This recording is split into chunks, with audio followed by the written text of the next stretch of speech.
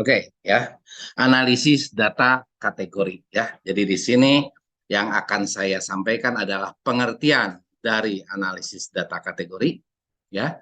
Terus random variable, saya refresh lagi apa itu random variable, enggak lelah-lelah ini ya. Di MedStat ada, di TEOS ada, di apa eh, kemarin itu multivariat ada gitu ya. Oke. Nah, terus distribusi peluang ya, kita akan lihat berbagai distribusi peluang. Lalu inference dari proporsi. Karena dari data kategori yang kita bisa dapatkan adalah proporsi. Ya, nilai proporsi itu. Maka inferensial yang bisa kita kaji adalah inferensial dari nilai-nilai proporsi atau taksiran dari proporsi. Seperti itu ya. Oke. Nah, jadi analisis data kategori ini secara linguistik adalah kajian yang dilaksanakan terhadap suatu data di mana data tersebut bersifat kategorikal, ya, yang dapat memberikan informasi, ya. Nah, apa yang disebut dengan kategorikal? Kalian pasti tahu lah, ya. Oke, kategorikal atau nama lainnya adalah non-metrik atau nama lainnya adalah kualitatif, ya. Nah, saya itu kalau paling enak itu menjelaskannya itu dari kata kualitatif itu. Kalau kualitatif itu asal katanya dari kualitas. Kalau kita ngomong kualitas baik, buruk, sedang gitu ya. Seperti itu dan itu sifatnya kategori gitu ya.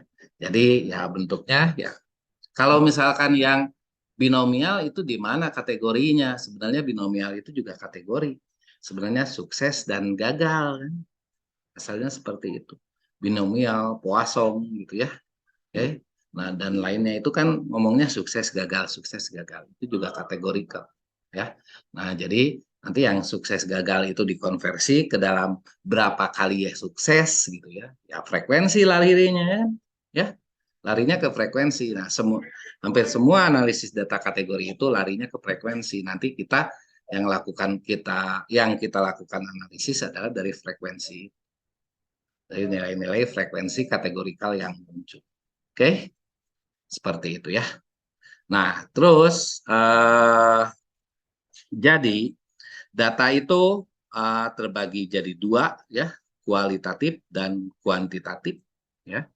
Nah, yang kuantitatif ini ada dua juga, data diskrit dan data kontinu. Seperti yang saya sampaikan tadi, bahwa data diskrit ini sebenarnya dia itu berasal dari data kualitatif juga. Ya. Nah, jadi nanti analisis data kategori ini akan lebih banyak mengkaji tentang bagaimana menganalisis dari data diskrit. Seperti itu ya. Oke. Nah, jadi yang ini yang di-highlight. Kalau yang continue ya itu mungkin kalian belajar di mata kuliah lain ya, analisis regresi di SEM dan lainnya gitu. Ya, oke. Nah, jadi di sini kita akan fokus ke data kualitatif nanti dikonversi ke dalam bentuk diskrit. Gitu ya. Oke.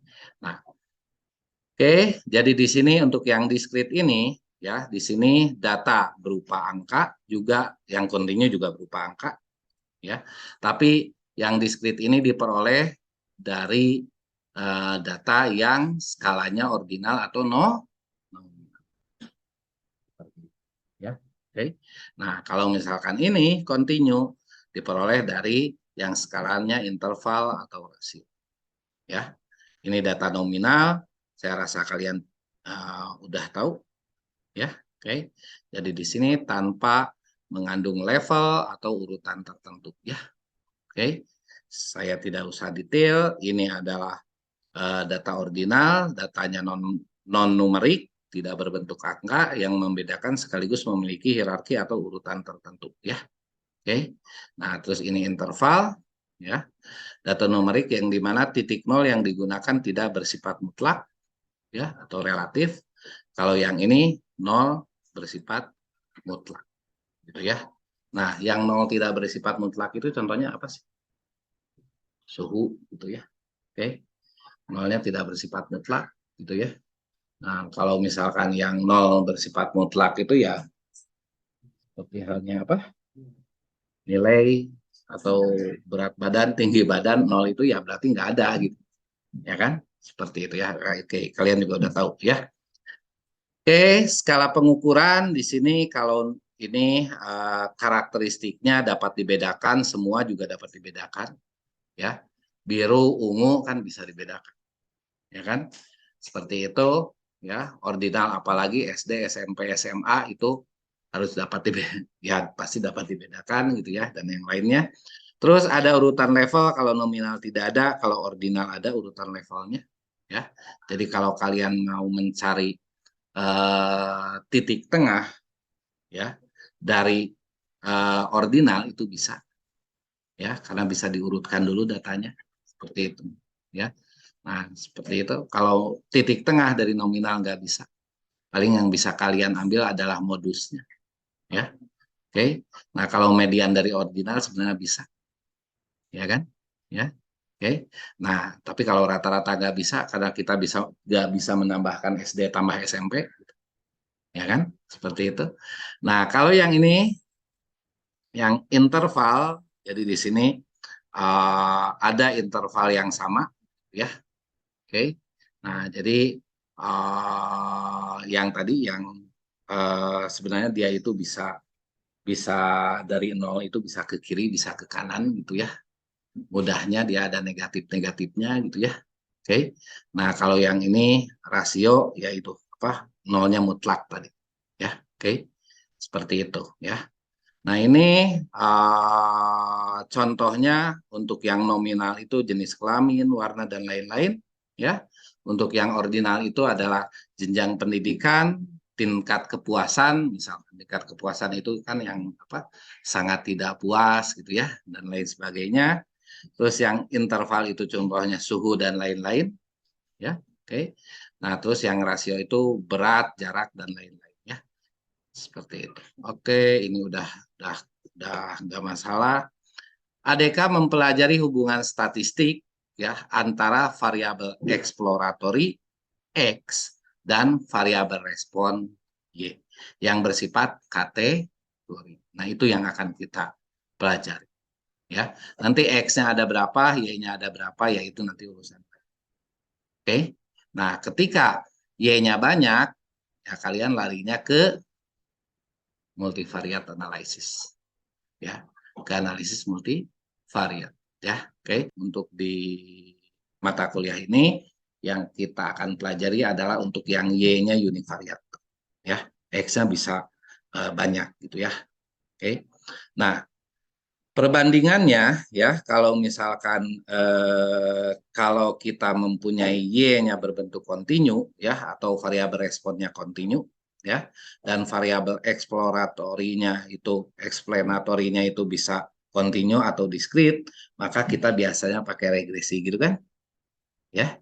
Nah, kalau misalkan Y-nya itu diskrit ya, Y-nya itu diskrit, terus X-nya kontinu, kita bisa menggunakan ANOVA atau ANOVA seperti itu.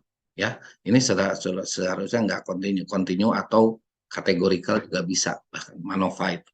Ya, oke. Nah, bahkan yang X X-nya kontinu sama si ANOVA itu atau si MANOVA itu dikategorikan ya, seperti itu ya. Oke. Nah, terus kalau regresi logistik di sini Y-nya itu adalah diskrit ya atau kategorikal juga bisa sebenarnya regresi logistik ya. Oke. Nah, jadi ininya apa diskrit atau continuum X ya. Nah, jadi yang tadi itu kita sebut dengan regresi logistik yang apa kita sebut juga dengan regresi logistik yang bivariat Poisson itu bagian dari regresi logistik biasanya disebut juga seperti ya. Oke. Nah, di sini kita lihat analisis regresi dengan ADK. Kalau analisis regresi apa Y-nya itu adalah variabel X mempengaruhi variabel Y, oke biasa gitu ya. Oke, pada rata-rata. Jadi yang dipengaruhinya adalah rata-ratanya. Kalau kalian merefresh yang kalian pelajari dengan ada yang seperti ini ya. Nah, terus kayak gini nih, gitu kan? Diawali kayak gini, terus ada yang kayak gini, gitu kan? Oke, seperti itu kan? Ya, jadi di setiap ininya adalah distribusi normal, gitu ya, kayak gini kan? Nah, yang di puncaknya ini kan di itunya apa? Di adalah estimasi dari rata-rata untuk titik ini kan? Ya. Nah, jadi sebenarnya analisis regresi itu adalah mempengaruhi Y pada rata-rata, gitu ya. Nah, tapi kalau ADK ini yang akan dilihat adalah bagaimana X itu mempengaruhi variabel Y dalam proporsi. Seperti itu ya. X dan Y yang mana yang kita kaji itu adalah nilai-nilai proporsi. Ya, oke.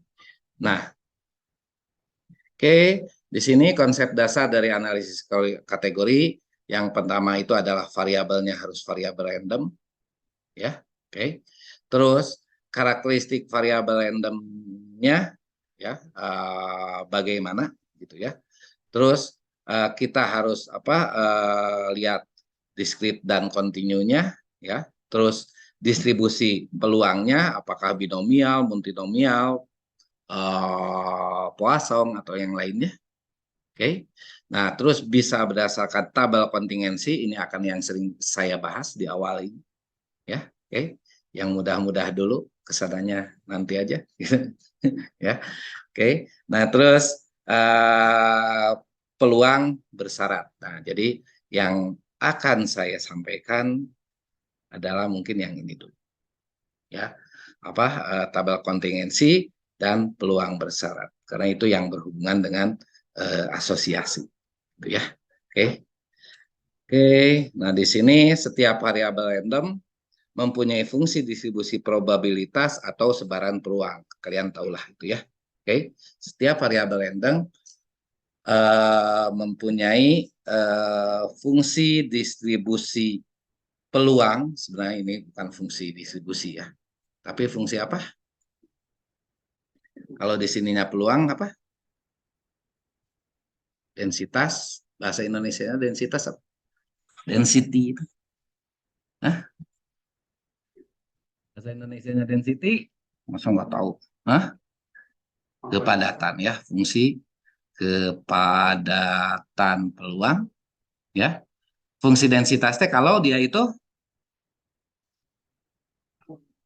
apa? Continue. Kalau dia itu variabelnya variabel continue kan? Kalau misalkan variabel discrete disebutnya mass function. Kenapa sih disebut mass? Kenapa disebut fungsi massa ya? Kalau yang ini fungsi kepadatan, kenapa? Tahu nggak, Renata? Kenapa? Gak usah takut salah. Sampai. Kalau discrete nggak ada yang... Nah, yang lain tahu nggak? Kalau massa itu kalian pernah dengar nggak? Munculnya dari kalimat apa? Massa apa? Dekat-dekat. Nggak. Lebih dekat-dekat yang itu. Misalkan eh, apa eh, eh, yang demo disebutnya massa gitu kan ya, massa yang demo misalkan terdapat 1.000 orang kan ya. Nah, jadi kalau misalkan massa itu relatifnya kesananya itu dengan banyaknya frekuensi, dan dari variabel diskrit itu datanya berbentuk frekuensi juga, banyaknya gagal gitu kan ya, banyaknya banyaknya penduduk miskin, ya kan? Banyaknya apa? Banyaknya. Makanya kata yang tepat adalah massa. Oke. Okay? Nah, kalau yang continue itu ada koma-komanya kan? Ya. 7,5 misalkan. Atau 15,7 atau dan lainnya, ya. Nah, itu kalau ada koma-komanya itu seperti halnya kalian mungkin kalau ingat kepadatan itu ada kepadatan penduduk. Kepadatan penduduk bukan jumlah penduduknya kan, ya kan? Tapi banyaknya penduduk per kilometer persegi gitu kan? Ya. Nah, itu per kilometer persegi kan bisa jadi 7,1, 7,2 kan? Kepadatan penduduk itu nggak harus apa? Nggak harus zeros number, ya. Oke. Nah, jadi ya di sana yang paling tepat adalah kepadatan atau densitas, ya. Jadi kenapa fungsi fungsi kontinu itu disebut dengan density, ya, dan fungsi apa eh, diskrit disebut dengan massa, gitu ya. Karena ya itu datanya juga beda, ya. Oke. Nah, kalau ingat itu biasanya suka ingat ke sana, gampang ingat, ya. Kalau tahu tahu latar belakangnya seperti itu, ya. Oke. Nah, terus ini adalah Fx biasanya adalah lambang apa? Fungsi apa? Kepadatan peluang, dan Px adalah fungsi massa peluang. Biasanya seperti itu, ya. Nah, jadi di sini oke, baik Fx ataupun Px didefinisikan sebagai berikut, ya. Itu adalah peluang X di situ variabel random, X yang kapitalnya itu, ya. Itu sama dengan X kecil. X kecilnya itu adalah suatu nilai. Jadi ini bukan kapital, ya. X yang ini X kecil, ya. Oke. Nah, di sini oke, kalau continue disebut dengan probability density function, kalau discrete disebut dengan probability mass function, seperti yang saya sampaikan tadi, ya. Oke. Oke, terus di sini sehingga dari analisis data kategori ini nanti yang akan kalian pelajari adalah tentang distribusi peluang diskrit, ya, distribusi peluang diskrit. Distribusi peluang diskrit ini ya tentu kalian harus tahu, dan saya yakin udah tahu lah, ya. Yang diskrit itu yang pertama itu ada uniform atau seragam, ya. Ada uniform diskrit, ya. Jadi uniform itu ada uniform diskrit, ada uniform kontinu, ya. Oke. Nah, terus ada proses Bernoulli, ya. Oke. Itu distribusi Bernoulli atau proses Bernoulli? Hah? Bukan. Proses Bernoulli yang benar, ya. Dan distribusinya mah binomial dan geometri. Jadi yang yang mengembangkan binomial dan geometri itu Bernoulli, ya. Jadi dia punya proses Bernoulli disebutnya, ya. Oke, seperti itu. Nah, terus ada distribusi binomial, distribusi multinomial, geometri. Oke, ini binomial, ya. Binomial kalau dua, kalau lebih dari dua multinomial. Oke. Geometri kalau dua, kalau kategorinya lebih dari dua, hiper geometri, ya. Dan terus ada proses dan distribusi Poisson. Ini udah belajar kemarin kan dengan saya, ya, di apa? Rostock, ya. Oke. Nah, apa itu? Nah, berarti sebenarnya yang atas-atas ini juga udah belajar, ya. Kapan distribusi binomial akan menjadi distribusi Poisson? Jadi, jika suatu distribusi binomial dengan n menuju hingga, dia akan menjadi distribusi Poisson. Seperti itu. Jadi di distribusi Poisson itu lihat aja di fungsinya nggak ada n. Di parameternya nggak ada n. Parameter Poisson itu nggak ada. Karena apa? Karena dia itu kondisinya sama seperti binomial, tapi n-nya menuju hingga. Ya. Oke. Terus distribusi apa yang prosesnya adalah setelah berapa kali percobaan didapatkan sukses pertama. Atau setelah berapa kali gagal didapatkan gagal pertama. Hah? Itu tahu. Ya, itu geometri. Nah, jadi itu mah, jadi setelah beberapa kali, kalau misalkan sukses pertama ya, setelah beberapa kali gagal, akhirnya sukses. Berarti data di sana itu adalah setelah beberapa kali mencoba, okay, geometri gitu ya. Oke. Okay. Nah, terus sekarang kalau misalkan binomial, itu adalah, nah, berapa kali gagal dari sebanyak n kali trial percobaan. Kan beda tuh. Ya. Oke. Okay. Nah, terus sekarang yang tadi n-nya menuju tahingga. Ya. Yang kosong tadi. Jadi berapa kali gagal setelah percobaan menuju tahingga. Ya. Makanya banyak orang yang menganalogikan Poisson itu adalah suatu jenis peluang yang mana nilainya sangat kecil sekali atau sangat besar sekali. Karena apa? Karena 3 kali gagal dari, kan kalau misalkan peluang gagal itu adalah 3 kali gagal dari berapa kali percobaan per berapa kali percobaan gitu kan? Ya, definisi peluang klasik kan?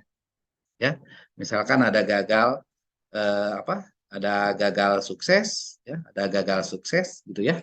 Oke, ini adalah apa? Eh, ruang sampelnya, ya. Nah, dari gagal sukses ini, misalkan kita berapa peluang gagal, ya, yang klasik, peluang gagal itu kalau misalkan gagalnya ada 3, misalkan ya, 3 kali gagal, dari 10 kali percobaan, 3/10, ya, berarti 3/10 berapa? 30% lah, 33% gitu ya. Oke. Nah, tapi kalau misalkan ininya tahingga, N-nya itu adalah tahingga, berarti kan ini kecil sekali, ya kan? Ya. Nah, atau sebaliknya besar sekali, ya. Makanya ada orang yang bilang bahwa distribusi Poisson itu adalah distribusi di mana peluang suksesnya atau peluang gagalnya itu tinggal bolak-balik ya. Oke. Peluang suksesnya atau peluang gagalnya itu adalah besar sekali atau kecil sekali. Karena pembaginya itu N-nya itu menuju tahingga seperti itu, ya. Nah, eh ya itu ya. Nah, sekarang bagaimana kalau multinomial? Multinomial itu adalah kayak binomial, tapi kalau binomial ada 3, ada 2 sukses gagal. Kalau ini enggak, ya ada 3. Misalkan kategori A, kategori B, kategori C, ya. Bukan 3, ada lebih dari 2, ya. Nah, jadi yang pasti peluang keseluruhannya ya apa? Kalau kita jumlahkan sama dengan 1, ya. Seperti itu ya. Oke, itu multinomial. Kalau hypergeometrik itu adalah proses geometrik juga, tapi kategorinya ada lebih dari 3. Peluang dia itu dapat memukul bola setelah lemparan ketiga, setelah lemparan keempat, setelah lemparan kelima, setelah lemparan keenam. Nah, itu hypergeometrik. Ya, seperti itu. Ya, karena kan itu mah sukses pertama diraih setelah berapa kali percobaan. Ya, oke. Di sini distribusi Bernoulli ya adalah satu variabel random Y yang mempunyai 2 outcome saja, ya, yang tadi ya, sukses gagal ya, atau hidup mati, atau cacat tidak cacat. Cacat tidak cacat bukan orang ya, biasanya produk ya. Produk cacat, produk tidak cacat gitu ya. Oke, seperti itu. Nah, terus di sini di mana P, kalau misalkan satu ini adalah menyatakan sukses, berarti peluang sukses adalah proporsi. Ya, jadi P di sini adalah merupakan proporsinya. Ya, proporsi berapa banyak yang sukses dari berapa produk. Kalau misalkan tadi tentang produk cacat atau tidak cacat, gitu kan ya? Oke, seperti itu ya. Dan ini adalah peluang gagal, gitu ya. Peluang gagal yaitu 1 min P, gitu ya. Oke, jadi seperti ini. Jadi P di sini menyatakan peluang, ya. Nanti peluang tersebut akan ditaksir berdasarkan proporsinya. Oke, seperti itu. Fungsi distribusi probabilitas. Oke. seperti ini ya. PY itu ini adalah contoh untuk apa? Coin flip ya, atau lantunan koin ya. Jadi oke, yang tadi ini ekspektasinya ya, ekspektasinya nanti pi ya, dan standar deviasinya adalah pi dikali 1 min pi ya. Oke, tapi ini terlalu simpel ya. Oke. Nah, yang masuk ke kondisi binomial ya. Kondisi binomial adalah proses peristiwa yang didefinisikan hanya memiliki dua peristiwa, ingat ya, dua peristiwa sukses gagal tadi ya. Oke, yang saling eksklusif dan lengkap. Jadi saling bebas ya antara kejadian satu dengan kejadian kedua. Oke. Nah, terus peluang terjadinya peristiwa ini harus sama untuk setiap percobaan ya. Oke.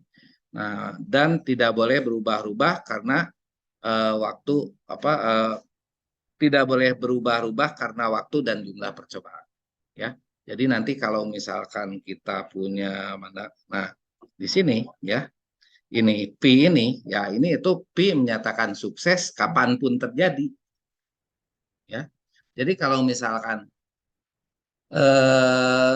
sebuah mesin mengeluarkan produk rusak ya, rusak pertama, rusak kedua, rusak ketiga, rusak keempat itu harus dalam peluang yang sama gitu ya. Nah, kita harus definisikan seperti itu baru kita bisa menggunakan distribusi binomial ya.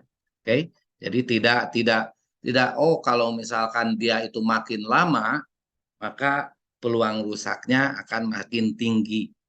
Nah, kalau gitu berarti rusak pertama dengan rusak kedua itu tidak saling eksklusif. Kalau tidak saling eksklusif ya bukan binomial. Ngerti kan? Ya, maksudnya seperti itu ya. Oke. Jadi ini harus saling eksklusif. Peluang terjadi oke, peluangnya harus sama. Tadi sudah saya sampaikan untuk setiap percobaan tidak boleh berubah-ubah.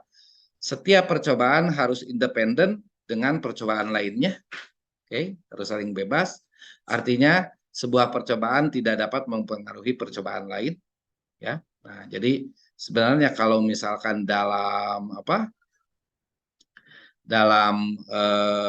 produk gitu ya, dalam di pabrik atau dalam inventory gitu kasusnya gitu ya.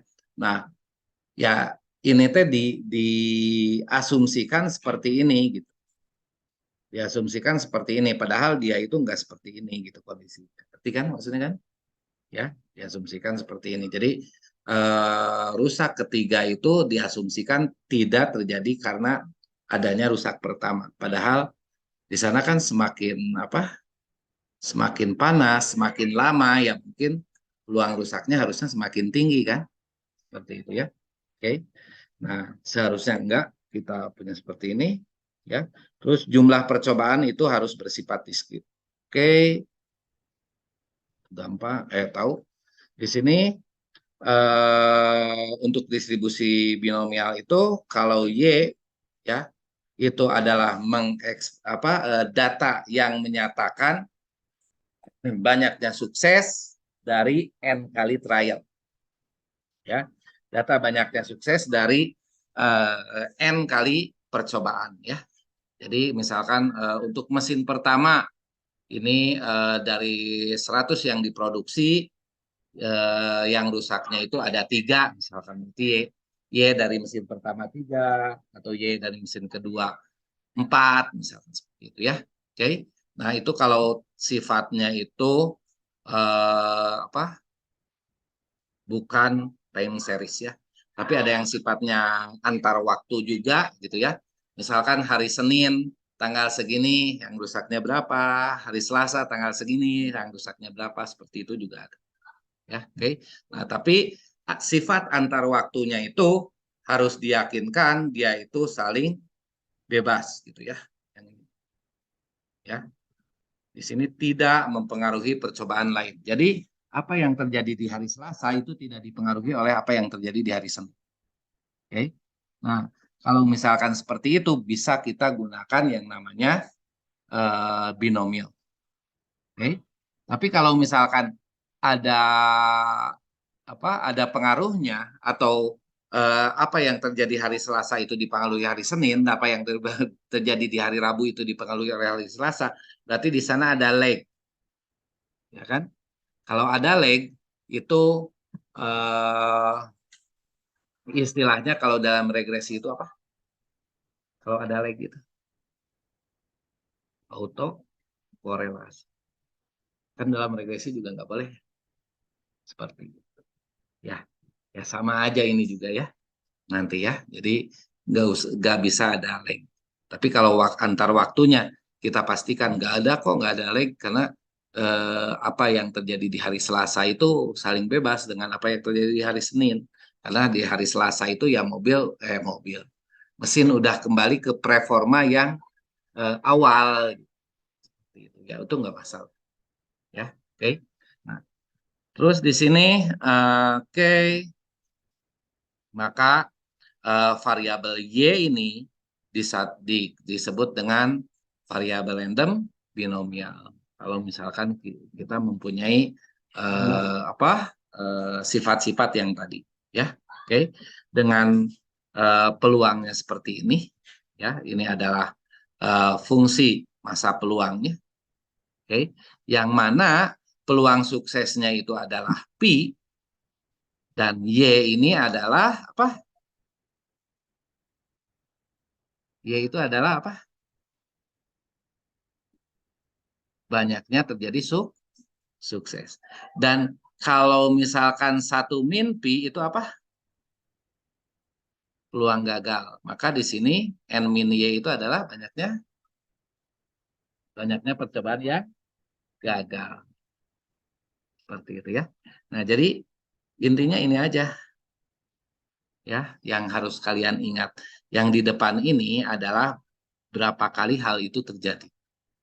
Ya, yang kombinasi ini. Apa ya yang apa? NY ini kombinasi NY. Ya, oke, itu menyatakan berapa kali terjadi, nanti dikalikan dengan peluang sukses, dipangkatkan dengan banyaknya peluang sukses, banyaknya terjadi sukses, dikali dengan peluang gagal, dipangkatkan dengan banyaknya terjadi gagal. Seperti itu ya. Oke, nah ini adalah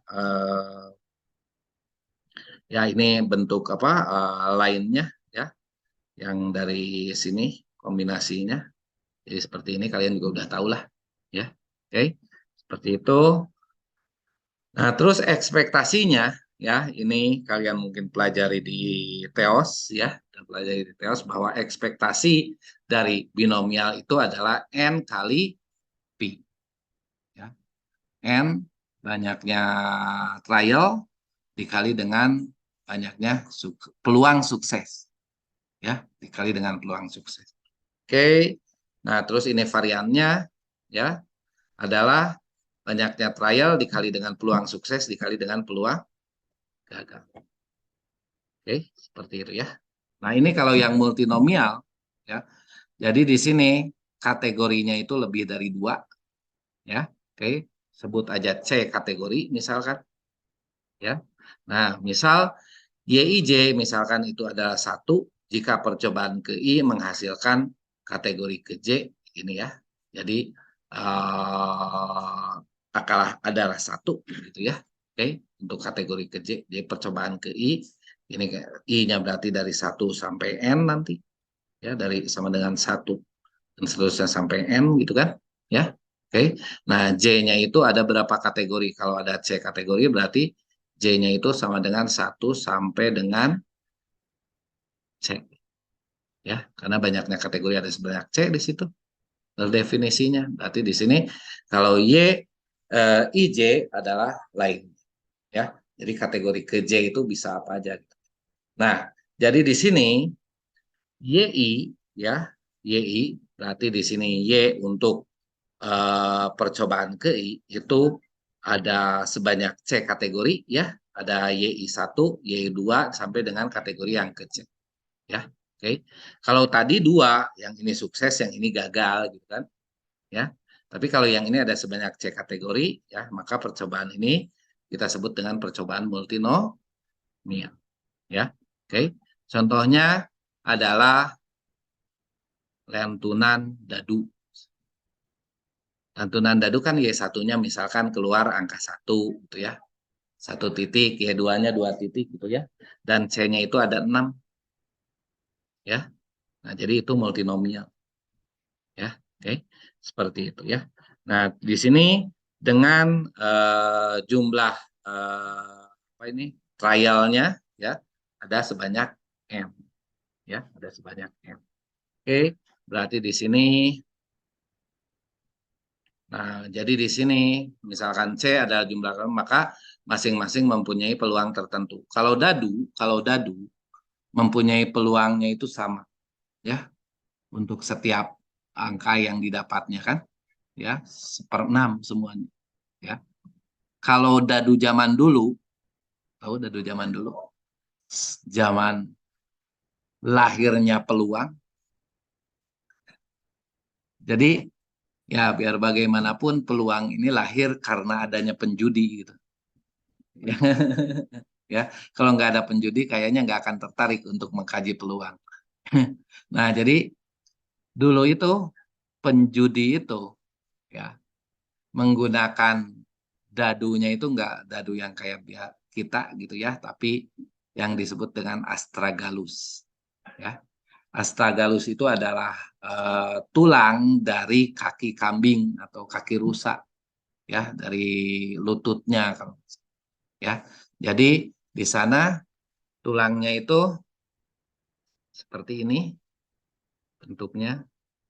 Nah, gini ya. Oke. Nah, ininya juga sama gitu.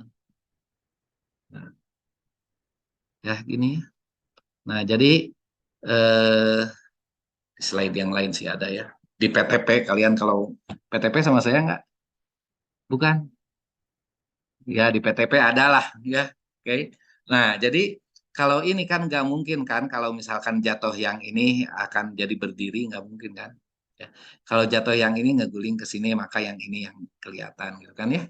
Oke. Kalau jatuhnya yang ini berarti yang ininya jadi ke bawah kan? Ya. Kalau yang ini jadi yang ini 1, 3, yang ini 4, 6 itu istilahnya. Ya. Oke. Nah, di sini ada 4 kan? Ya. 4 kemungkinan. Oke. Karena yang ininya kayak gini, ya. Jadi bentuknya kayak gini. Kalau saya lihat di 3 ini, bentuknya kayak gini nih. Sorry. Gini. Nah, terus yang ininya gini halus. Nah, gini. Ya kan? Ya. Ketika jatuh di sini kan dia pasti ngeguling ke sini kan? Seperti itu kan? Ya. Nah, jadi kalau ini ya beda. Ya, di mana 1 dan 3 itu adalah peluangnya 0,1 dan 0,1 gitu ya. Terus kalau 4 dan 6 ini peluangnya 0,4 dan 0,4 ya. Oke, ya itulah kalau yang dulu itu ya. Oke. Nah, jadi ya ini multinomial gitu ya, case-nya itu. Kasus multinomial ya.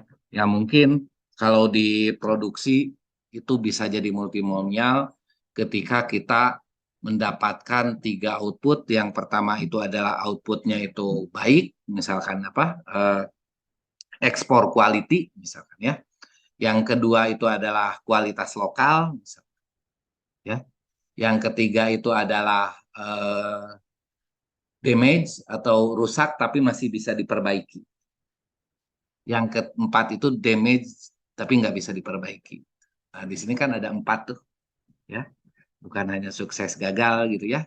Nah, dari setiap produksi ini tentu dia mempunyai peluang-peluang yang berbeda dan ya peluang-peluang yang berbeda seperti itu ya. Oke, jadi itu kasus multinomial ya yang mana jumlahnya pasti sama dengan 1. Oke, jumlah peluang untuk setiap kategori itu pasti sama dengan 1. Oke, di sini apabila n observasi n1 itu jatuh atau masuk pada kategori 1, berarti dia masuknya di n1. Ya, jadi nanti ada n1, n2 sampai nt.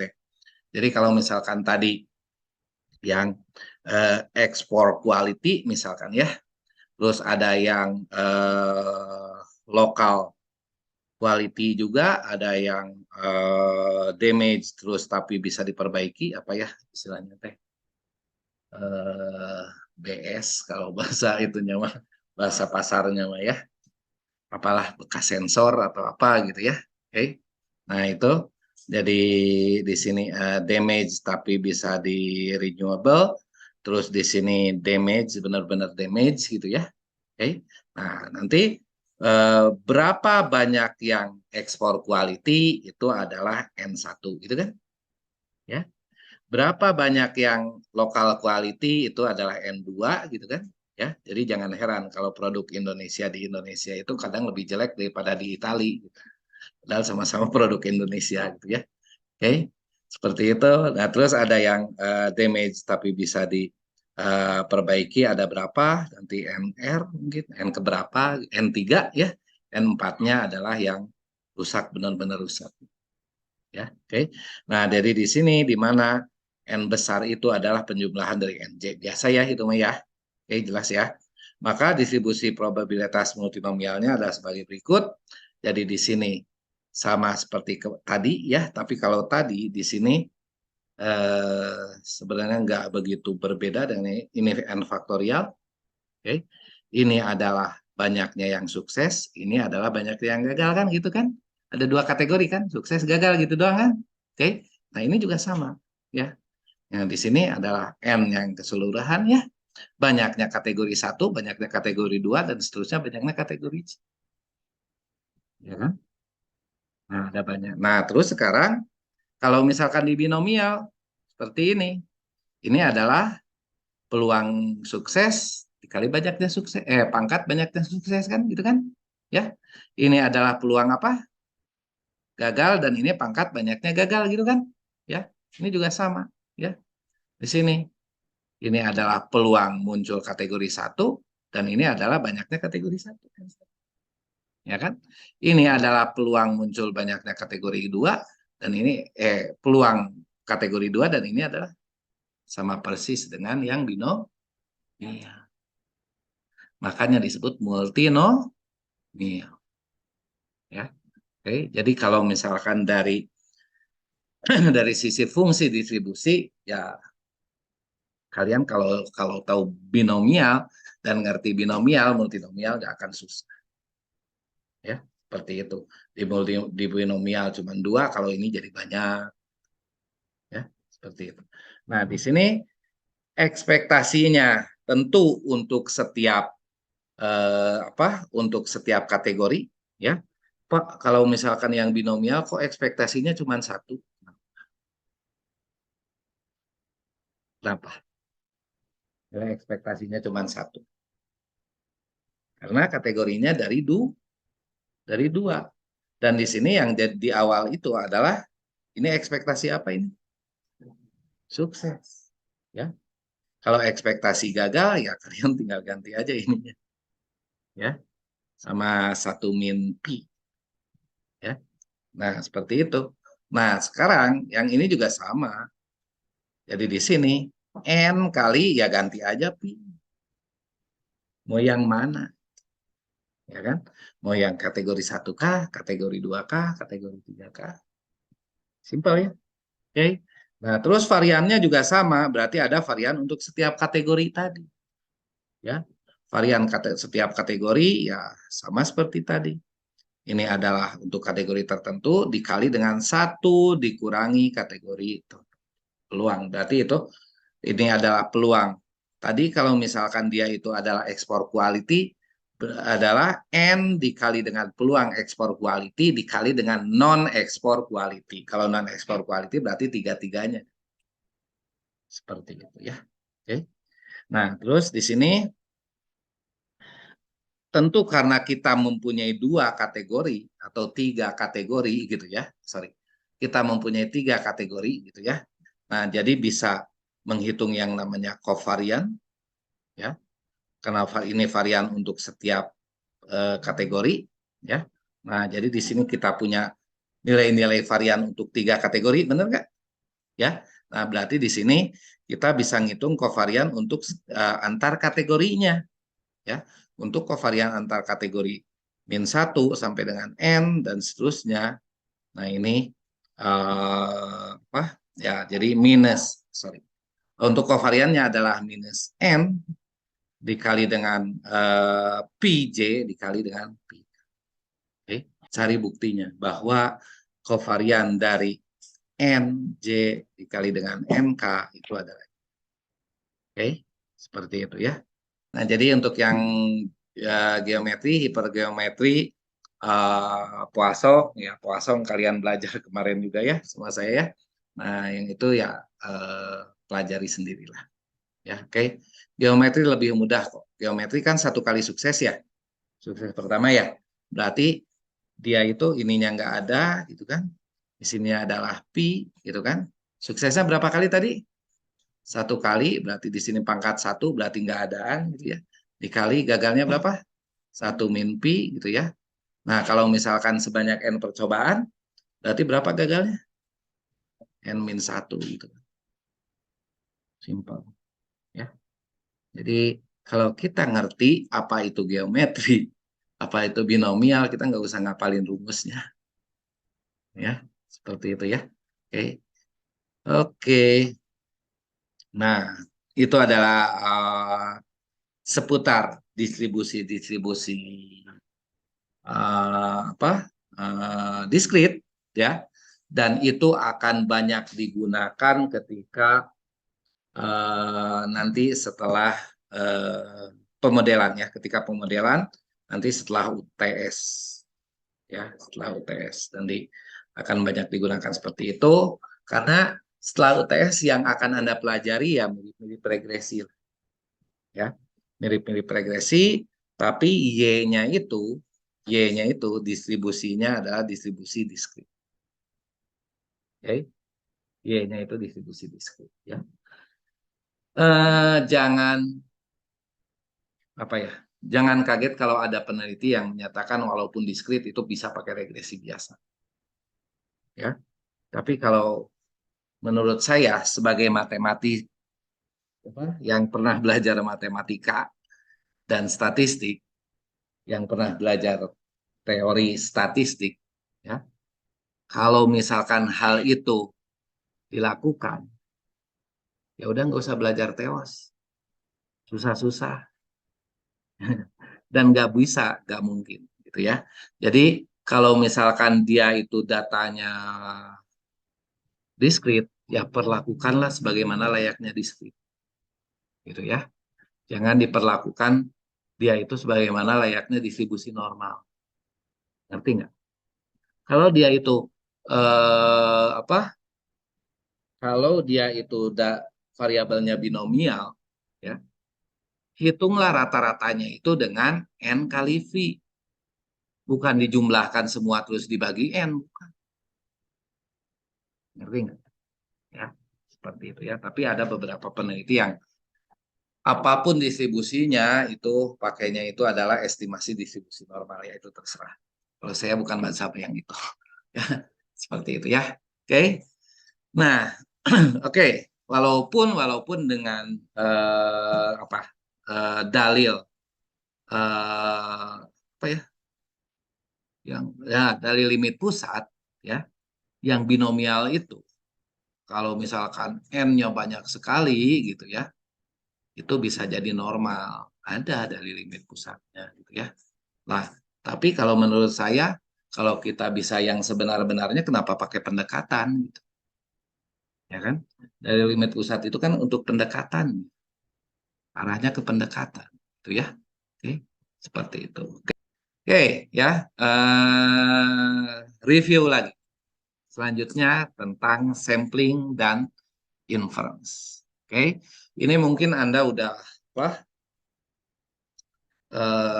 Sudah apa? Enak gitu ya dengan hal seperti ini. Walaupun ketika saya tanya, kok pada error ya? Ketika saya tanya, kok pada bingung, gitu ya. Oke, di sini kita ada populasi, ya. Dari populasi ini kita akan ambil sebagian sebagai sampel, ya. Dalam populasi itu ada berbagai ukuran yang namanya adalah parameter. Dan ukuran-ukuran yang kita dapatkan dari sampel disebut dengan statistik.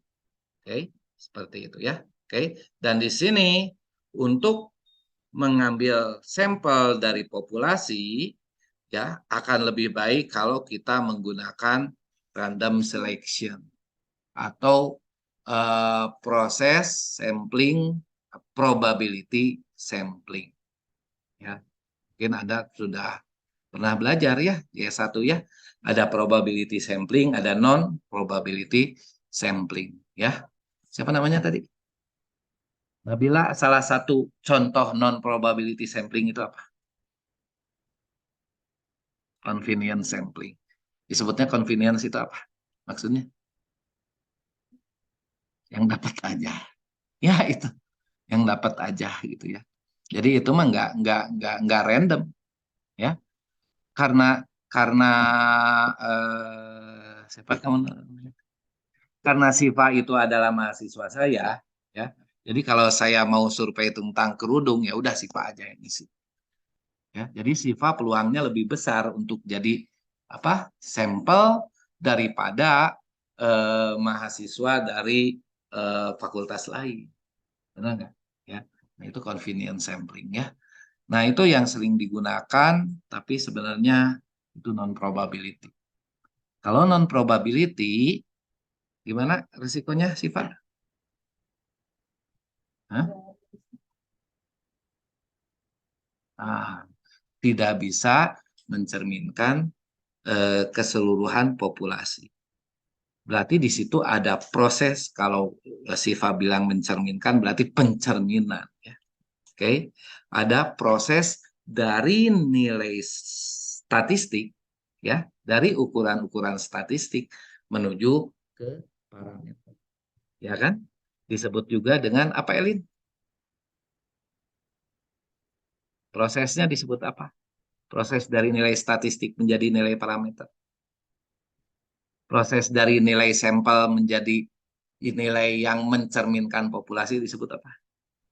Inferensial. Ya, jelas ya. Oke. Nah, jadi di sini ada uh, in proses inferensial on population parameter menuju population parameter. Nah, untuk proses inferensial ini yang kita butuhkan adalah proses estimasi dan pengujian. Ya, proses estimasi dan pengujian. Ya, oke. Nah, terus di sini eh, kita nggak akan peduli bagaimana distribusi dari parameter, ya kita nggak. Nah, yang kita pedulikan nanti kalau kita dapatkan sampel secara random, ya, oke, boleh pakai SRS, boleh pakai stratified, boleh pakai dan banyak macam-macam, ya, oke. Nah, nanti kita akan punya distribusi dari sampling itu, oke. Nah, distribusinya yang tadi ya, ada distribusi kalau diskrit tadi PMF, kalau kontinu dia PDF gitu ya. Nah, kalau kontinu ada normal, ada dan lain-lain gitu ya. Nah, kalau apa diskrit yang tadi juga ya. Oke. Nah, di sini tentu ada macam-macam apa ukuran gitu ya. Oke, macam-macam ukuran. Kalau dia itu distribusinya distribusi Poisson, ya, maka N-nya dianggap tak hingga. Jadi ukuran yang ada dalam distribusi Poisson itu hanya satu, yaitu apa? Apa ukurannya atau parameternya lah.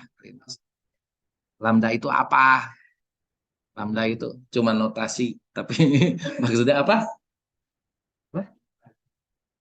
Apa? Laju, laju atau rate. Untung kamu nggak bilang itu rata-rata ya. Ya, oke. Kalau kalau estimasi parameter untuk kalau parameter untuk yang binomial tadi ada berapa? Tadi untuk eksponensial ada satu, rate saja gitu kan ya. Oke. Kalau untuk eksponensial ada eksponensial. Untuk yang binomial ada dua apa aja? peluang dan banyaknya trial. Biasa kan kalian ngomongnya gitu ya. Apa? N dan P. P itu bisa buat yang lain, ya. Itu mah ada cuma notasi doang, ya. Tapi P itu apa? Kalau misalkan untuk kalau ini kayaknya udah familiar, ya. Siva, kalau untuk yang normal ada berapa parameter? Normal, distribusi normal, masa tiga? Dua apa aja? Nah, itu juga masih salah. Harusnya rata-rata dan varians. Ngomongnya gitu. Nah, kalau saya nulis di tesisnya mu-nya itu adalah untuk rate kan boleh. Terus kamu bilang rate gitu. Ngerti nggak ya? Jadi biasakan ya rata-rata dan varians. Ya, oke. Okay? Oke. Okay. Ya, pada dasarnya kalian tahu ini ya. Nanti untuk kita mengistilahnya itu ada generalize ya dari sampel ke populasi ya. Itu kita sebut dengan inferential ya. Inferential atau dalam inferential itu ada proses estimasi dan ada proses pengujian ya, seperti itu. Oke, di sini estimasi parameter beberapa metode yang sering digunakan dalam estimasi parameter itu ya. Oke. Yang pertama itu metode momen itu biasa ya. Oke. Momen ke satu, momen kedua, momen ketiga gitu ya. Momen ke satu biasanya jadi apa sih? Rama,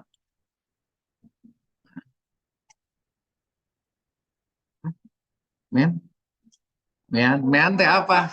Rata-rata, mean. Jadi rata-rata. Renata mau yang kedua jadi apa? Varians. Momen ketiga jadi apa? Waduh, jadi apa? Lewat? Skip tapi ya. Jadi apa? Gak tahu. Kalau misalkan kita ingin tahu bahwa itu miring ke kanan, miring ke kiri, itu momen ketiga. Ya, oke. Jadi momen ketiga itu bisa jadi skewness, bisa jadi kurtosis. Oke, ya itulah ya. Oke, itu pakai metode momen. Tentu kalian mengestimasi kan, ya. Yang tadi momen pertama mengestimasi nilai rata-rata kalau di apa? Di binomial, ya. Mengestimasi nilai rate kalau di Poisson itu pakai momen pertama. Benar nggak? Gitu ya. Oke. Momen kedua adalah varians, itu mah baik dimanapun varian namanya ya. Oke. Mau di apa? Mau di continue, mau di discrete, mau di binomial, bahkan di Poisson juga disebutnya varian, walaupun variannya sama dengan estimasi, sama dengan ekspektasinya ya, sama dengan nilai rate-nya tadi. Ya, oke, seperti itu ya. Oke, itu adalah metode momen, jelas ya. Yang disebut dengan metode momen dipakai untuk estimasi parameter. Ya, jelas ya. Oke. Nah, terus ada yang ordinary ordinary least square, itu juga jelas. Kalian biasanya regresi sederhana itu pakai ordinary least square. Ya, ordinary least square. Jadi di sana pokoknya kita akan mencari eh, nilai error yang paling minimum. Ya. Least square-nya itu kan least square dari error kan? Ya, least square dari error. Ya. Nah, jadi seperti ini nanti bentuknya. Ya. Nah, terus kita nanti ini akan mencari nilai minimum. Nilai minimum tentu adalah nilai yang bersinggungan antara fx dengan garis horizontal. Benar nggak? Ya, oke. Nah, titik yang bersinggungan dengan garis horizontal, titik yang bersinggungan antara dari fungsi itu dengan garis horizontal, itu adalah nilai minimumnya. Jelas? Oke, karena yang kita cari least square. Nah, sekarang bagaimana cara mencari titik dari suatu fungsi yang bersinggungan dengan garis horizontal? Ya, betul. Turunan pertamanya sama dengan 0. Makanya dalam ordinary least square, di sana ada diturunkan, ya, ada proses differentiate, penurunan, dan nanti sama dengan 0. Sehingga nanti betanya dapat berapa. Jelas ya? Oke. Nah, itu yang pertama, yang ordinary least square, terus ada yang maksimum likelihood. Kita punya likelihood-nya. Fungsi likelihood-nya macam-macam, biasanya fungsinya fungsi normal gitu ya. Ya, tapi ya fungsi likelihood-nya macam-macam. Dari fungsi likelihood namanya juga peluang, kita dapatnya seperti ini. Oke. Jadi, nah terus kalau dapatnya seperti ini, kita juga akan mencari nilai maksimumnya. Jadi kalau mencari nilai maksimumnya, carilah titik yang bersinggungan dengan garis horizontal juga. Ya, kalau ini fx, maka ini pun sama diturunkan maksimum likelihood-nya. Mau maksimum likelihood mau ordinary least square kok diturunkan sama-sama ya, karena nyarinya itu adalah titik yang bersinggungan dengan garis horizontal. Seperti itu. Jelas ya? Oke. Nah, ini maksimum likelihood. Di sini membentuk fungsi likelihood ini distribusinya harus diketahui ya. Oke, dia distribusinya apa ya? Secara sederhana bisa menggunakan fungsi log likelihood, oke? Seperti itu. Jadi nanti fungsinya itu akan dilogkan ya. Oke. Nah, terus kalau yang ini dikuadratkan, kalau yang ini dilogkan. Sebenarnya ya urusannya urusan pangkat juga, ya kan? Log itu kan pangkat juga ya. Anti anti pangkat gitu. Betul nggak ya? Kalau log 10 itu berarti kan pangkat 10 pangkat berapa gitu kan? Ya kan? Kalau ln itu adalah 2, sekian sekian sekian pangkat berapa gitu kan? Seperti itu kan? Ya, jadi ya sebenarnya mau yang atas mau yang bawah ya sama-sama. Itu ya. Oke. Tapi karena dia itu kita tahu fungsinya ini seperti ini atau fungsinya ini seperti ini, gimana caranya? Jadi dia parabolik membuka ke atas atau parabolik membuka ke bawah, gimana caranya? Turunan keduanya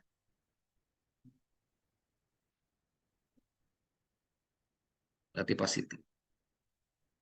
Turunan keduanya, ya. Jadi kalau misalkan turunan keduanya positif, berarti yang didapatkan nilai itu ya. Oke, seperti itu. Kok jadi belajar matematik ya? Ya itu dasarnya gimana lagi ya? Oke. Jadi di sini di sini menurunkan ya. Tadi differentiate ya. Menurunkan terhadap parameter yang ingin dicari. Oke, next. Nah, di sini eh, kalau misalkan ini binomial ya, inference binomial, kita akan taksir nilai eh, P gini ya dengan menggunakan maximum likelihood. Jadi kita punya log likelihood, likelihood itu kan kemungkinan ya. Berarti peluangnya, berarti fungsi peluangnya kita logkan, ya kan? Ya namanya juga log likelihood. Terus kita dapatkan seperti ini, ya itu log dari fungsi binomial, ya. Nah, terus kita turunkan seperti halnya yang disampaikan tadi. Kenapa diturunkan, gitu kan? Ya, diturunkan terhadap pi tentu, ya, karena yang kita akan taksir pi-nya kan, ya, oke. Nah, terus kita masukkan seperti ini, ya, ini yang tadi ya, yang di atasnya itu yang ini ya, oke. Nah, di sini ingat turunan dari C itu adalah turunan dari suatu konstanta adalah 0, jadi C-nya hilang, C yang ininya, ya, oke. Jadi di sini kita dapatkan seperti ini, ya, oke. Itu adalah yang ini tanpa C, gitu, ya, oke. Nah, terus nanti kita dapatkan ini, oke. ya. Ini adalah log dari pi y dikurangi dari sini, turunan dari sini, ya, turunan dari ini adalah kita dapatnya itu adalah ini, ya, terus turunan dari ini, ya, Anda cari sendiri, kita dapatnya ini, oke, seperti itu, ya, oke. Nah, terus ini gimana Pak ngitung turunan? Pakai UV, pakai apa? Ya, oke. Nah, terus di sini ya ini karena negatif berarti kita pindah ruas, boleh kan? Ya, atau salah lagi, bukan pindah ruas. Kanan kiri ditambahkan dengan ini gitu ya. Oke. Nah, seperti itu. Saya itu apa pernah ya waktu S3 di matematik pernah dimarahin karena ngomong pindah ruas itu. Ya, sama dosen analisis real ya. Jadi bukan pindah ruas, tapi di kanan kiri, ruas kiri dan ruas kanan ditambahkan dengan ini. Ya. Oke. Nah, terus oke, dapat seperti ini. Selanjutnya ini ya biasalah ya, seterusnya Anda bisa pelajari sendiri ya. Gampang ya. Oke. Nah, jadi didapatkan bahwa eh, taksiran untuk peluang ini pi gitu ya. Ini adalah y dibagi dengan n ya. Ya, di sini adalah saya distribusi dari pi dan tentukan pi yang memaksimalkan fungsi likelihood-nya ya ini. Ya. Jadi di sini kalau misalkan ini contohnya ya. Jadi n-nya ada 5, 5 kali trial gitu ya. Oke, misalkan ini sukses mendapatkan apa? Ini sukses, sukses, gagal ya. Oke, seperti itu ya. Nah, berarti di sini ada 2 suksesnya ya. Oke. Berarti di sini P Y-nya sama dengan 2, berarti Y sama dengan 2 dengan N-nya 5 gitu ya. Oke. Nah, di sini untuk P-nya 0 gitu ya, untuk peluangnya 0, maka didapatkan 0 ya wajar lah. Karena dia nggak mungkin sukses gitu kan judulnya ya. Kalau peluangnya 0. Kalau peluangnya 0,4 dapat segini, dihitung seperti ini ya. Oke. Kalau peluangnya 0,6 dapat segini, kalau peluangnya 0,9 dapat segini. Ya. Maka P yang memaksimalkannya, jadi kalau di sini kan kelihatan ya. Oke. Nah, P yang memaksimalkannya adalah untuk Y dibagi N, Y-nya itu 2, N-nya itu 5, maka untuk mendapatkan nilai apa ini teh? Nilai peluang yang paling besar ya, nilai peluang yang maksimum adalah di P-nya adalah 0, ya. Anda coba aja P-nya 0,3 nanti jadi lebih kecil dari ini. Ya. Jadi di sini untuk kalau misalkan P-nya 0,3. Oke. Jadi nanti bentuknya seperti ini. Oke, seperti itu ya. Oke, bentuk kebalik gitu. Ya. Maksimum likelihood seperti ini. Ya, nah yang ini T, nilainya T, nilai Pi-nya itu berapa tadi? 0,03 ya. Oke, yang ini nih. Ya, oke. Nah, terus ini T untuk di bawahnya itu adalah 0,03 untuk Y-nya sama dengan 2 ya. Untuk Y-nya sama dengan 1 berapa? Ini untuk N-nya 5 gitu ya. Oke. Seperti itulah. Nah, ya. Oke, nah jadi itu contoh bagaimana maksimum likelihood itu bekerja. Jelas ya? Oke, seperti itu ya. Oke, nah terus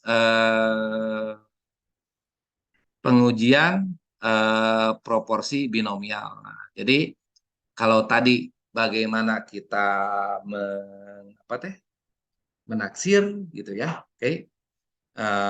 Ya kenapa kita menggunakan minimum likelihood ya seperti tadi ya dengan apa teh dengan filosofinya kayak tadi ya. Jadi kita punya banyak nilai untuk nilai-nilai peluang gitu ya.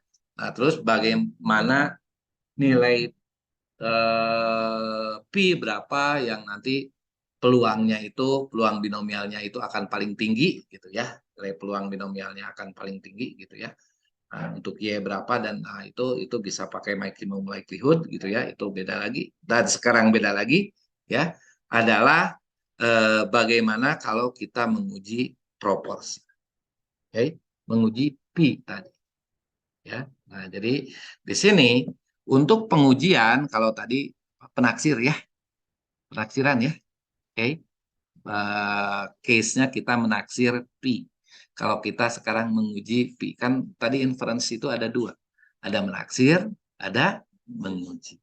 Gitu ya. Oke.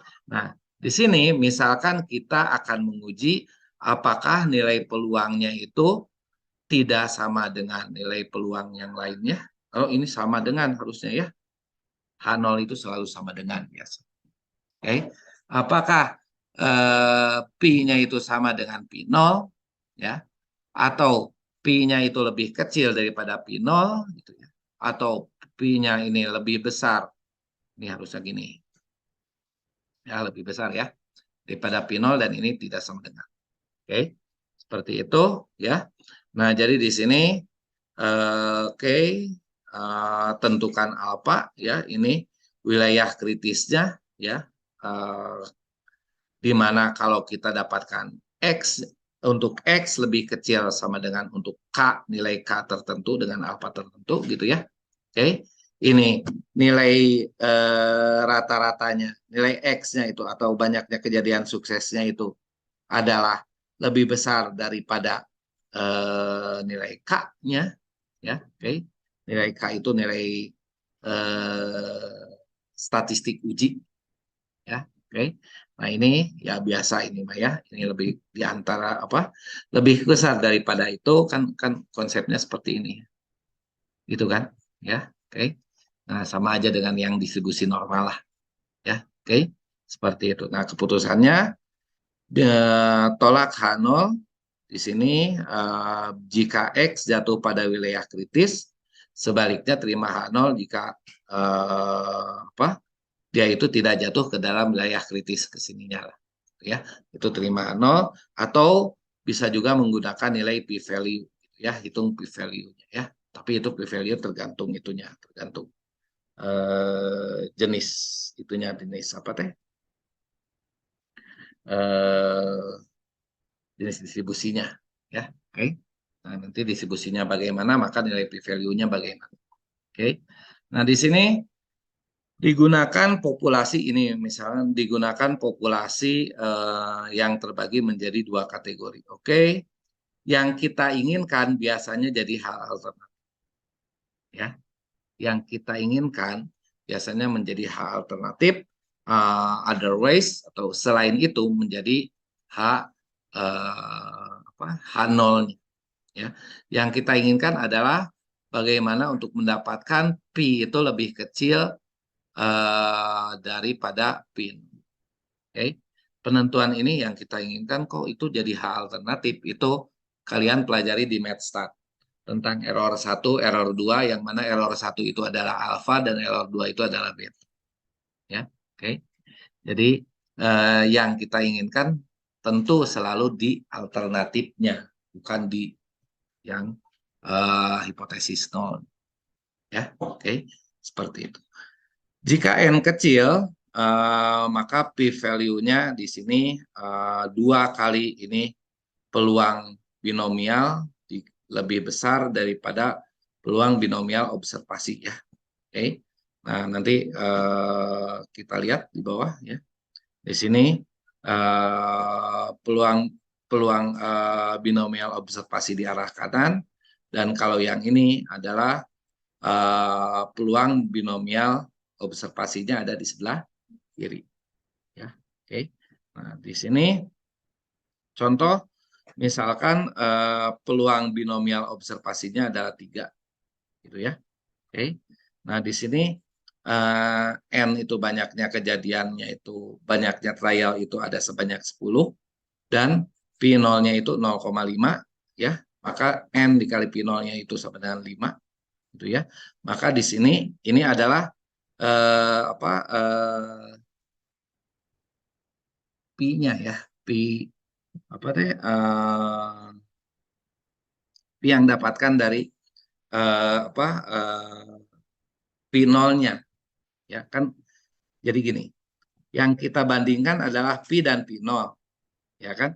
Yang P ini masuknya ke sini ke B observasi, ya, oke. Yang P0 ini masuknya ke yang ini, oke. Jadi kan maksudnya kan, ya, oke. Karena kita, ya ini kalau misalkan B observasinya itu adalah 3, berarti P-nya berapa? Kalau N-nya 10, itu N-nya sama dong. B-nya berapa? P-nya berapa? Itu kok lama? P-nya berapa? Di sini B observasi. B observasi itu sama dengan yang ini, tapi ininya adalah taksiran dari P kan? Oke, berarti B observasi itu adalah N dikali dengan taksiran dari P. Ya, taksiran dari P-nya itu adalah apa? Taksiran dari proporsi adalah taksiran dari peluang adalah nilai peluangnya P. P sukses, peluang sukses, ya.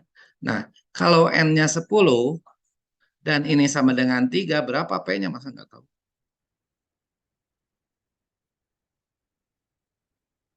0,3. Jadi sebenarnya ini teh P-nya itu 0,3 gitu. Jelas nggak? Ya. P0-nya berapa? P0-nya adalah 0,5. Berarti di sini 0,3 itu eh, lebih kecil daripada 0,5. Iyalah lebih kecil. Tapi kan namanya juga nguji. Ya. Apakah lebih kecilnya itu signifikan atau tidak? Ngerti kan? Nah, jadi kita akan menguji bahwa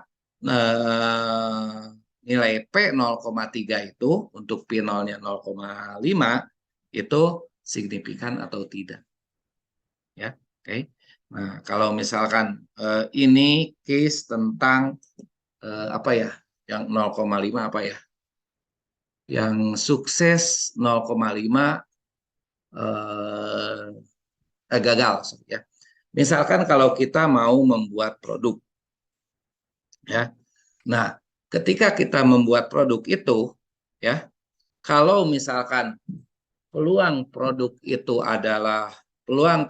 itu baiknya adalah 0,5, kita mau beli itunya apa alatnya, gitu ya. Enggak lah, enggak harus rendah, enggak harus pokoknya kalau misalkan kita punya mesin perasan apa perasan jeruk misalkan ya. Nah, bahwa 50% perasan jeruk akan apa perasan hasil dari itu tidak akan bercampur dengan kulit dan bijinya misalkan, ya. Ya nggak apa-apalah itu mah 50-50 juga nggak masalah kan. Oke. Nah, kalau misalkan Anda Pak kasusnya beda.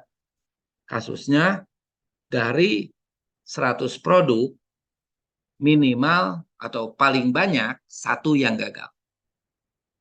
Oke. Dari 100 produk paling banyak satu yang gagal. Berarti di situ peluang gagalnya berapa? 0, peluang gagalnya berapa? 0,01. Berarti di situ P0-nya 0,01. N-nya 100 kan? Nah, terus kita ambil tuh dari apa teh? Dari box yang kita hasilkan, ambil 3 aja. Ya. Nah, jadi setiap box itu isinya ada 100 komponen. Ya, ada 100 produk. Box pertama itu tidak ada yang gagal. Box kedua ada 2 yang gagal. Ya. Box ketiga tidak ada yang gagal. Oke. Nah, berarti di situ sebenarnya dari 3 box itu 300 ya. Ya. 2/300 berapa? 2/300 0,0. 0,0, masa lebih tinggi, lebih rendah dong. 0,0 berapa gitu ya. 0,006 ya. Nolnya ada dua gitu ya di belakang bawah ya. Yang tadi 0,1 ya. Oke. Nah, yang kita inginkan atau yang diterima di pasar adalah P0-nya adalah 0,01 gitu kan ya. Nah, produk yang telah kita produksi adalah 0,00. Oh, ini udah lebih kecil loh dari 0,01. Tapi kan itu sampel bukan semuanya. Ya kan? Itu dusnya itu ada berkontainer-kontainer loh. Juga cuma tiga gitu ya. Kan kita ambil sampel cuma tiga dus aja dari sebanyak kontainer itu. Ya. Nah, sekarang kita uji apakah 0,06 yang kita punya ini itu lebih kecil dari satunya itu signifikan atau tidak gitu kan? Gitu ceritanya. Ya, oke. Berarti N-nya ini N-nya ini berapa? Ya N-nya itu ya yang kontainer tadi, yang produk yang banyak tadi. Ya, oke. Dikali dengan apa? Ya kalau misalkan tadi urusannya inginnya 0, apa maksimum 0,01 di sini 0,01. Ya, tapi di contoh ini 0,5 ya. Gak apa-apa ya. Oke, seperti itu ya. Nah, yang ini faktanya didapatkan yang apa rusaknya itu 0,3 gitu ceritanya ya. Oke. Nah, kalau dalam kasus tadi faktanya yang didapatkan 0,06. Nah, sekarang diuji gitu ya. Nah, kan hasilnya seperti ini lah, terus diuji. Nah, terus dihitung p value-nya gitu kan ya. Berdasarkan p value-nya adalah 2 kali peluang ini kan, peluang B lebih kecil. Nah, B lebih kecil itu adalah 2 kali peluang B sama dengan 0, peluang B-nya sama dengan 1, peluang B-nya sama dengan 2, dan peluang B-nya sama dengan 3 ya. Karena di sini apa lebih kecil dari B observasi. B observasinya lebih kecil sama dengan B observasi. Ya, B observasinya ada di 3 gitu ya. Kita hitung ini pakai apa teh? Kan pi-nya mah sama ya. Oke, pi-nya mah 0,3 semua kan ya. Dihitung pakai ini nih ya. Nanti untuk pi-nya tadi berapa tadi teh? 0,3 ya. Oke. Nah, terus yang ininya untuk 0 berapa? Y sama dengan 0 ya. Y sama dengan 1 berapa? Y sama dengan 2 berapa? Y sama dengan 3 berapa gitu kan? Ya, oke. Anda coba hitung. Nah, di sini terus nanti dijumlahkan maka didapatkan ini 0,3. Jadi kalau p value-nya 0,3 berarti H0-nya diterima, ya kan? Jadi sebenarnya nggak signifikan, ya, nggak signifikan itu. Kalau misalkan pengen signifikan gimana? Pengen signifikan kuncinya ada di sini. Ininya perbanyak. Apa teh? N-nya, ya. Trialnya cuma 10, mau signifikan gimana? Ya kan? Ya, oke. Seperti itu. Jelas ya? Oke. Nah, ini cara contoh eh, inferensial yang kita melakukan uji perbedaan apa? Uji beda kalau yang kalian pelajari mungkin uji beda rata-rata ya. Uji beda rata-rata kalau ini uji beda proporsi. Gitu, ya. Oke. Oke, untuk N besar ingat kalau N-nya sangat besar kita bisa menggunakan apa teh? Normal karena dari limit pusat. Ya. Jadi menggunakan pendekatan normal karena dari limit pusat ya. Nah, dengan p value-nya seperti ini ya. Oke. Di sini ada apa? Observasi ya. Dikurangi dengan yang ini dibagi dengan ini P itu peluangnya ya. Oke, 1 peluang per M ya. Ini bukan angka, ini disebutnya fungsi ya. Oke. Jadi ini tetanya apa? Tetanya itu bukan, ini fungsi dari gitu ya. Oke, fungsi dari ini itu adalah berdistribusi normal, ya, sehingga bisa dibandingkan ke Z test. Ya, oke. Jadi kalau kalau saya tulis dengan yang lainnya, tapi F itu karena F itu kalau ini adalah X misalkan ya, jadi ini sebenarnya fx gitu ya. Lah gitulah ya. Tapi karena kalau fx itu apa fungsi distribusi peluang gitu ya. Jadi f-nya kita ganti dengan theta. Ya, gitulah ya. Oke. Jelas ya? Oke. Jadi ini kalau n-nya besar sekali, yang hitungnya seperti ini, sebenarnya yang hitungnya yang ini aja ya. Nanti bandingkan dengan z, distribusi z ya. Oke. Untuk mendapatkan p-value. Maksudnya untuk mendapatkan p-value-nya itu ya ini adalah nilai Z-nya, ya kan?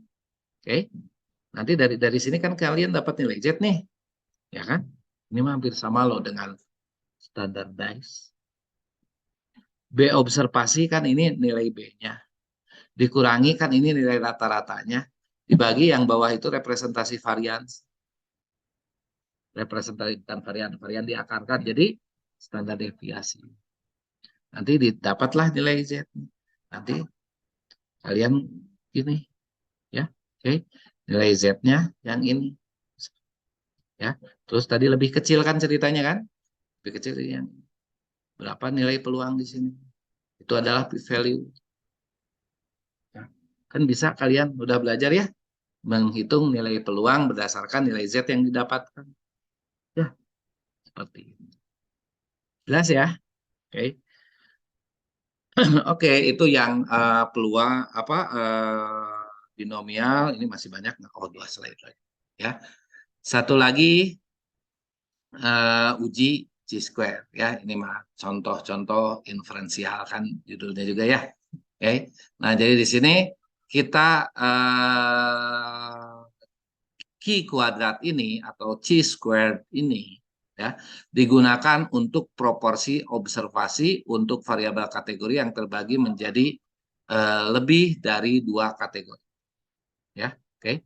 Nah, jadi eh, variabelnya ya lebih dari 2 gitu ya. Jadi nanti ada A, B, C, ada yang satu laginya itu ada ya apa yang lain lagi gitu ya. Oke. Eh, sorry, ini masih satu variabel ya. Jadi chi square untuk yang lebih dari 2. Kalau tadi 2 kan urusannya kan sukses gagal kan, ya. Oke.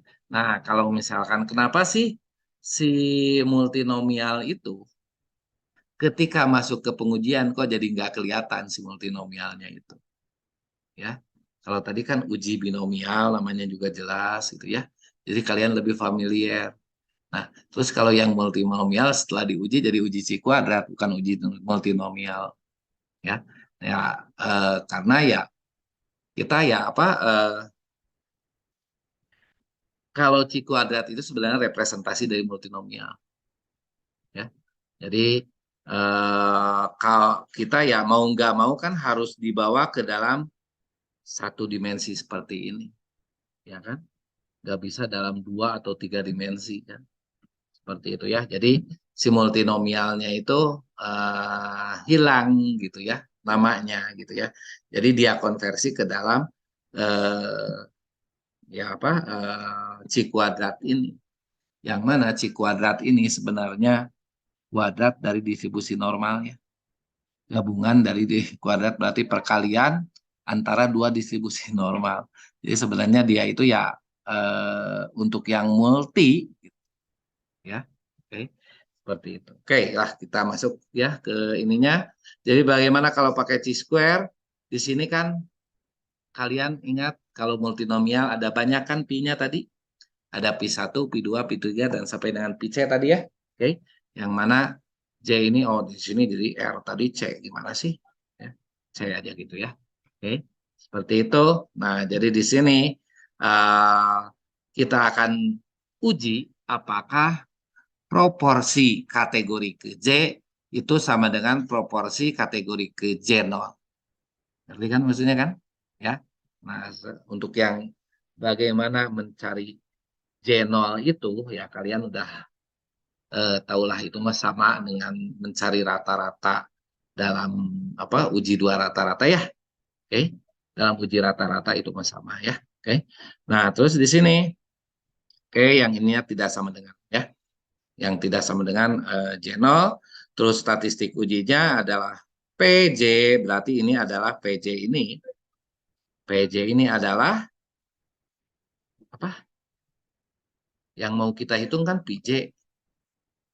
Kenapa di sininya jadi PJ ya? Dari sampel. Terus? Ya ini dari sampel emang. Kalau yang ini kan dari populasi. Yang mana yang dari sampel itu menjadi apa? Taksiran untuk PJ. Gitu ya. Oke, jadi yang ini T adalah PJ yang merupakan taksiran untuk ini. Gitu ya. Oke. Nah, jadi di sini PJ dikurangi dengan P, J0, ini terdefine, ini juga dibagi dengan N. Ya. Ini sama dengan C square yang biasa ya. Oke. Nah, nanti dijumlahkan untuk setiap J-nya. Ya. Nanti untuk kategori 1, peluangnya berapa, terus P J0-nya berapa. Kategori 2, dan seterusnya. Gitu kan? Ya. Oke. Dijumlah-jumlahkan.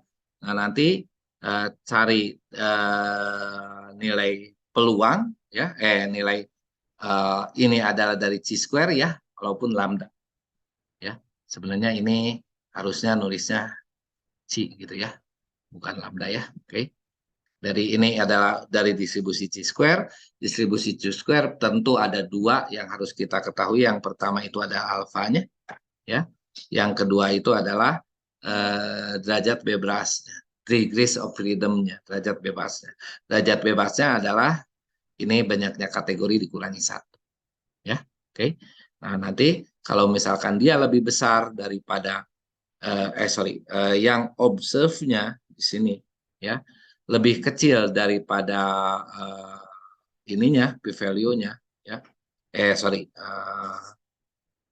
ini ini untuk ngitung PJ-nya jadi nanti kita gini nih maksudnya ya kita cari di sini nah ini adalah nilai p value-nya ngerti kan maksudnya kan ya jadi ini adalah nilai C square observasinya kan nilai C square observasi lebih besar ini kan lebih besar ke sini kan ya kan gitu kan ya oke nah ini nilai p value-nya nah nanti nilai p value-nya berapa ini ya kita kita belajar ngitung-ngitung pakai p value lah ya jangan pakai tabel udah nggak musim ya ya jadi C square untuk alfanya berapa untuk J-nya berapa ngerti kan ya ini adalah distribusi tertentunya nah kita bisa hitung p value-nya berapa luasan ini nanti luasan ini sebagai nilai p value-nya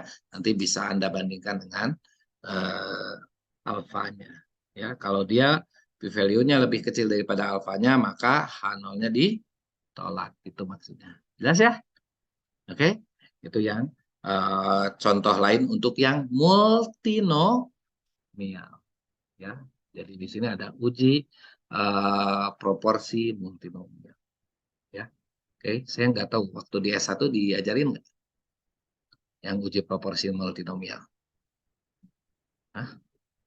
Pernah ngambil ADK kan diajarin nggak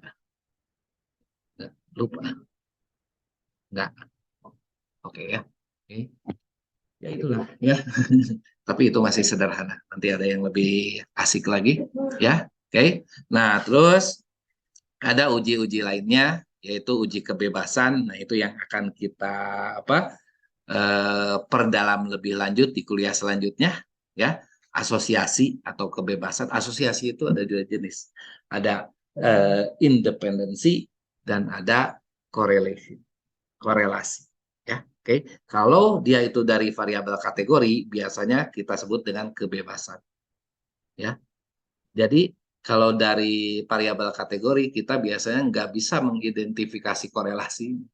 Yang kita bisa mengidentifikasi adalah kebebasan, ya, saling bebas atau saling bergantung, ya.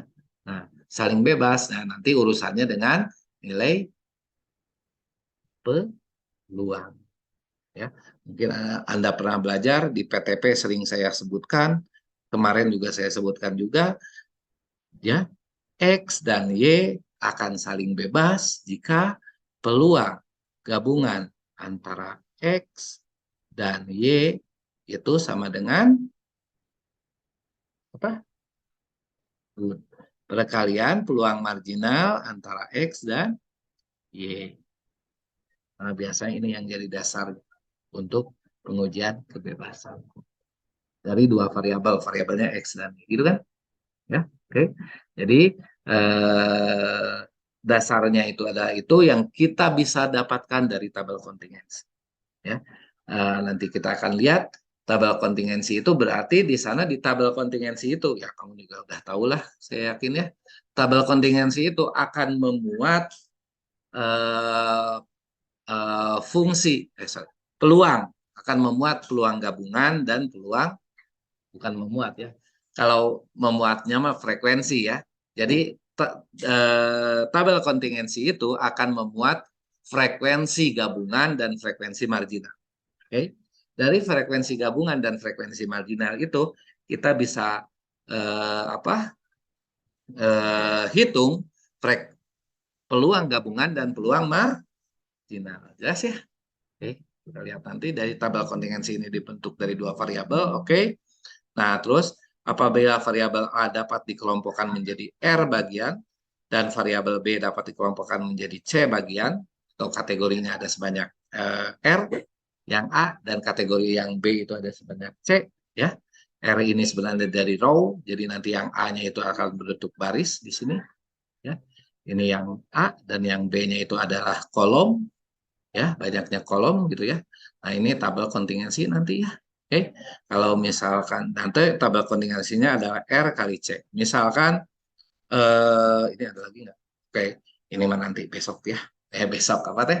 Pertemuan selanjutnya ya. Jadi kita akan selanjutnya kita akan menguji kebebasan dari tabel kontingensi yang telah kalian telah. Seperti itu ya. Dengan berbekal uji kebebasan itu tentu adalah peluang bersama itu akan sama dengan, jika peluang bersamanya sama dengan perkalian peluang marginalnya, maka X dan Y itu saling bebas. Gitu ya. Nah, jadi analisis dari apa? Ya analisis yang kita lakukan ini adalah analisis berdasarkan nilai peluang. Ya. Jadi kalau nilai peluang ya tentu analisis yang kita lakukan adalah analisis statistik nanti.